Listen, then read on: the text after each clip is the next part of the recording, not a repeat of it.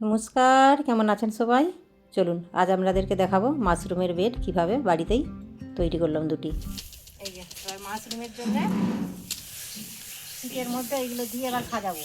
আর বিচেটা নিয়ে এসেছিলাম কিনে, তখন কিন্তু এরকম সাদা সাদা থাকেনি। এখন হচ্ছে যে বিচেটা মানে একদম তৈরি। এই সাদা সাদা যখন এরকম দেখা যাবে তখন বিচেটা হচ্ছে যে ম্যাচুরিটি নাকি হয়, যেটা দেখলাম আর কি ফোনে। আর হ্যাঁ, এটা চুন জলে ভিজায় অনেকে, আমি কিন্তু এমনি পুকুর জলে ভিজে দিয়েছি। তো নেক্সট টাইম যখন করবো অবশ্যই চুন জলেই ভিজাবো। বিচেটাকে প্রথমে ভেঙে নেবো। এই বিচেটা পাওয়া যায় হচ্ছে যে ঘাটালে বিচে দোকানে, ঘাটাল থেকে আমি নিয়ে এসেছি। এটা দুটো বেডে হবে এই বিচেটা। দোকানদারই বলেছিল আমাকে যে দুটো বেডে এই বিচেটা হয়ে যাবে। এগুলোকে ভেঙে নিতে হবে প্রথমে।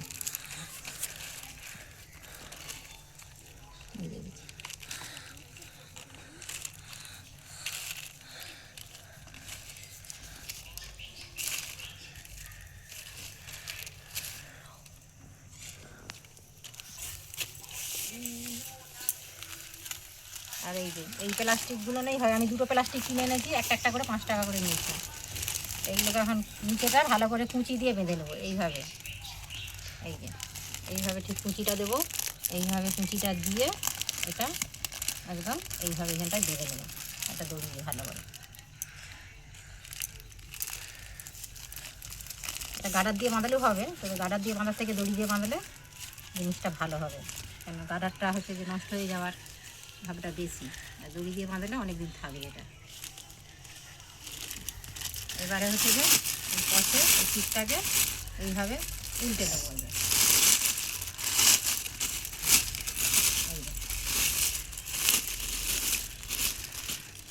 এইটাকেও একইভাবে করে নেবো, আগে একটা দেখিয়ে দিই তারপরে। খড়টা কিন্তু খুব ভিজে নেই, আবার খুব শুকনোও নেই। এই যে হাতে নিচে উঠলে হাতটা জাস্ট ভিজে যাচ্ছে। যদি হচ্ছে যে একটু বড় বড় কাটা হয়ে গেছে খড়টা, একটু ছোটো কাটলে ভালো হতো। প্রথমবার তো একটু হয়ে গেছে। ভালো করে চেপে চেপে চেপে চেপে এইভাবে সাজাবো।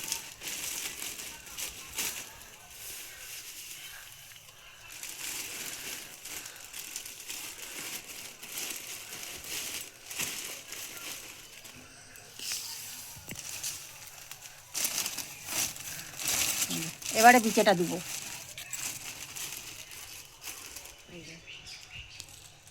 এইভাবে ধার দিয়ে দেবো, মাঝখানে কিন্তু দেবো না, এই ধার দিয়ে দেবো।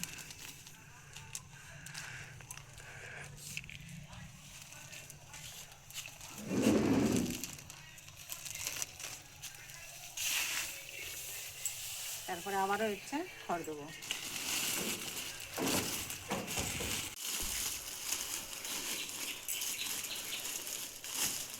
আবারও চেপে চেপে দিয়েছি, মনে হচ্ছে নিচে লেয়ারটা বিচেটা একটু কম দেওয়া হয়েছে।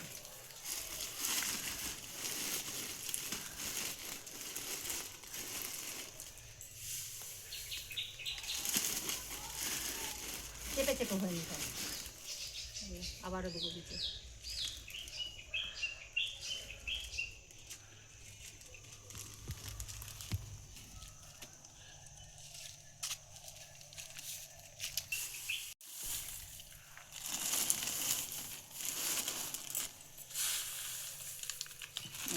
এরপরে আবারও খড় দেবো।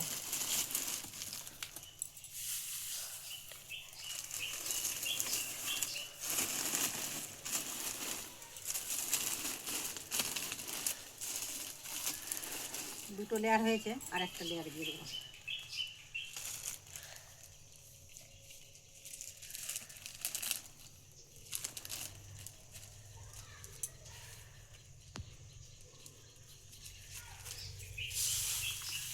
এই যে আবারও খড় দিয়ে দিলাম,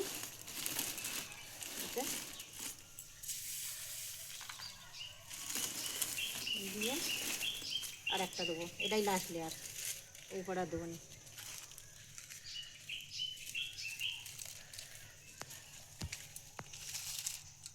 এই ধার দিয়ে দেবো বিচিগুলো দিয়ে, এবারে খড় দিয়ে মুখটাকে ভালো করে বন্ধ করে দেবো। উপরে খড়টা বেশি দেবো না, একটু অল্প করেই দেবো। এই ফলগুলো ছোটো ছোটো কাটলে এটা সেট হতে ভালো হতো আর কি, সেই জন্য একটু বড় বড় কাটা হয়ে গেছে। কোনো ব্যাপার না, কাটা হয়ে গেছে যখন আর কী করা যাবে। এবারে মুখগুলোকে বেঁধে দেবো।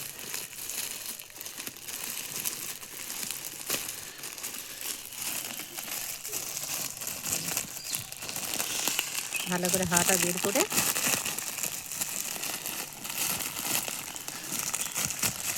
মুখটাকে ভালো করে বেঁধে দেবো, যেমন না হাওয়া ঢুকতে পারে ভিতরে। ঘুরিয়ে বেঁধে দেবো। এইভাবে একইভাবে আর একটা রেডি করে নেব।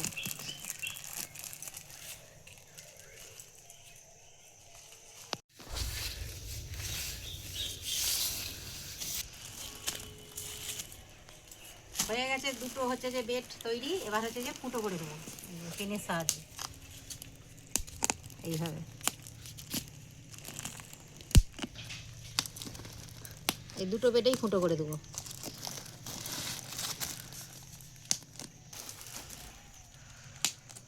এই যে একইভাবে ফুটো করে মানে একটু স্যাঁতস্যাঁতে অন্ধকার জায়গায় রাখতে হবে, মানে সিঁড়ির তলাটাই আমাদের হচ্ছে যে একটু অন্ধকার অন্ধকার ভাব, সেখানেই রেখে দেবো।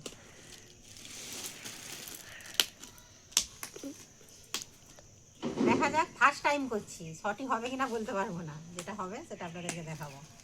যদি সঠিক নাও হয় নেক্সট টাইম আবারও চেষ্টা করব।